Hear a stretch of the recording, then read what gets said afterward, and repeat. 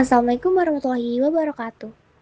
Halo semuanya, pada kesempatan kali ini saya akan menjelaskan tentang protokol VoIP atau Voice over Internet Protocol.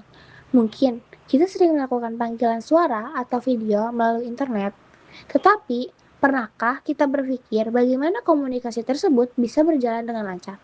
Nah, di video ini kita akan membahas pengertian VoIP serta 4 protokol penting yang mendukungnya, yaitu SIP, RTP, RTCP, dan H323.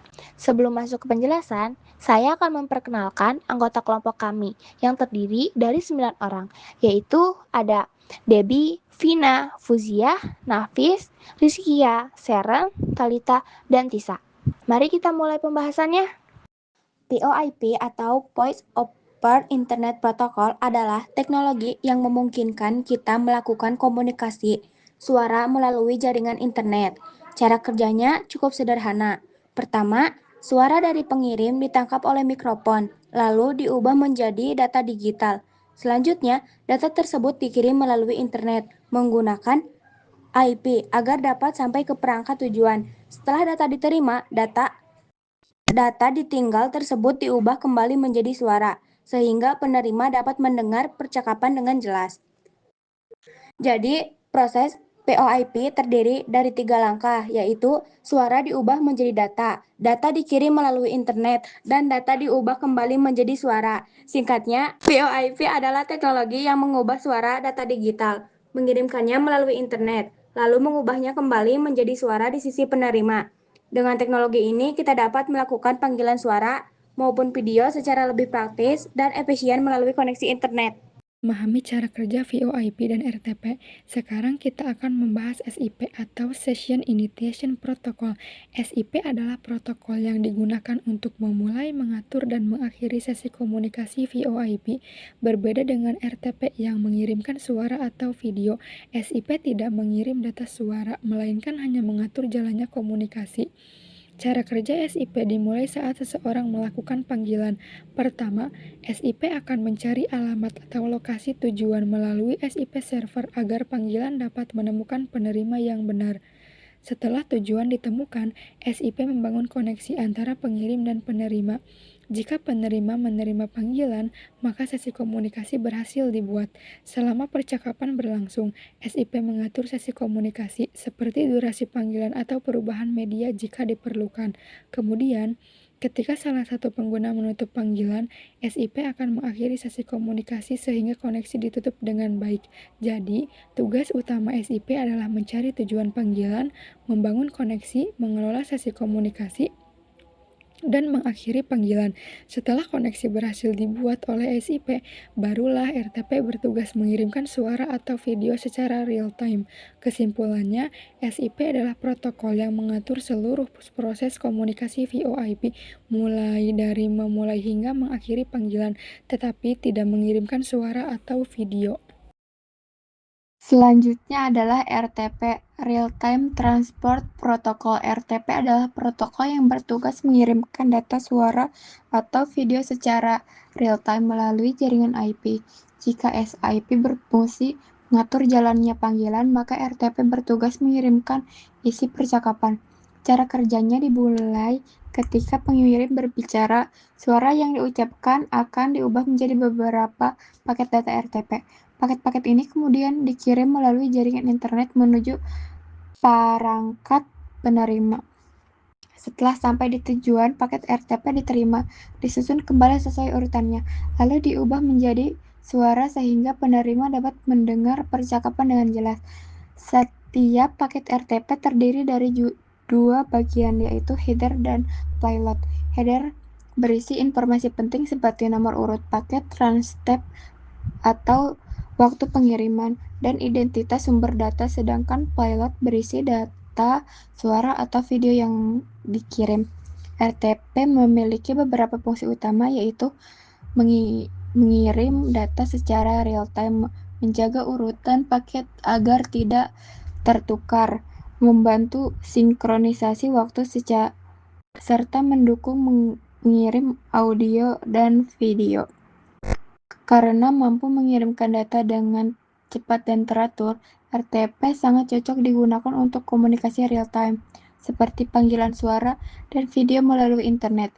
Jadi, dapat disimpulkan bahwa RTP adalah protokol yang bertugas mengirimkan data suara atau video secara real-time melalui jaringan IP agar komunikasi berlangsung lancar dan berkualitas. Selanjutnya adalah RTCP atau Real Time Transport Control Protocol. RTCP adalah protokol yang bekerja bersama RTP untuk memantau kualitas komunikasi pada jaringan VoIP. Jika RTP bertugas mengirimkan data suara ataupun video, maka RTCP bertugas mengirimkan informasi kontrol mengenai kondisi jaringan.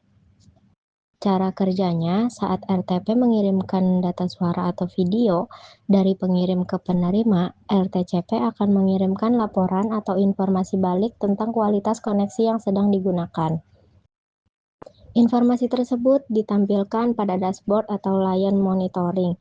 Ada beberapa hal yang dipantau oleh RTCP yaitu delay, yaitu keterlambatan pengiriman data, paket loss, yaitu jumlah paket data yang hilang saat pengiriman, dan jitter, yaitu perubahan atau ketidakstabilan waktu kedatangan paket data. Dari hasil pemantauan tersebut, kita dapat mengetahui apakah kualitas jaringan dalam kondisi baik atau sedang mengalami gangguan. Jika nilai delay, packet loss, atau jitter terlalu tinggi, maka kualitas suara atau video bisa menurun. Misalnya, suara menjadi putus-putus atau gambar menjadi tidak lancar. Perlu diingat, RTCP tidak mengirimkan data suara atau video. Tugas utamanya hanyalah memberikan informasi mengenai kondisi jaringan agar komunikasi VoIP tetap optimal. Jadi, dapat disimpulkan bahwa RTCP adalah protokol yang bekerja bersama RTP untuk memantau kualitas jaringan, sehingga komunikasi suara dan video melalui VoIP dapat berlangsung dengan lebih stabil dan jelas. Terakhir, kita akan membahas H323. H323 adalah salah satu standar protokol komunikasi VoIP yang memungkinkan berbagai perangkat dari produsen yang berbeda dapat saling terhubung dan berkomunikasi melalui jaringan IP. Dengan H323, perangkat seperti PC, laptop, smartphone, dan sistem video conference dapat saling berkomunikasi tanpa harus menggunakan merek atau sistem yang sama. Hal ini membuat komunikasi menjadi lebih mudah dan fleksibel. Selain mendukung komunikasi suara, H323 juga dapat digunakan untuk mengirim video dan data secara bersamaan. Karena itu, protokol ini banyak digunakan pada sistem rapat online atau video conference. H323 juga mampu mengelola panggilan dan konferensi dengan baik, sehingga komunikasi dapat berlangsung lebih stabil, lancar, dan efektif melalui jaringan IP.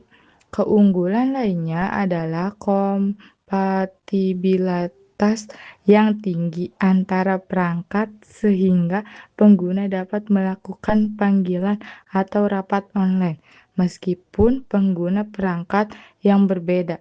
Jadi, dapat disimpulkan bahwa H323 adalah standar protokol VoIP yang memungkinkan berbagai perangkat dari produsen yang berbeda dapat saling terhubung untuk melakukan komunikasi suara, video, dan data secara stabil, efektif, dan kompatibel melalui jaringan IP.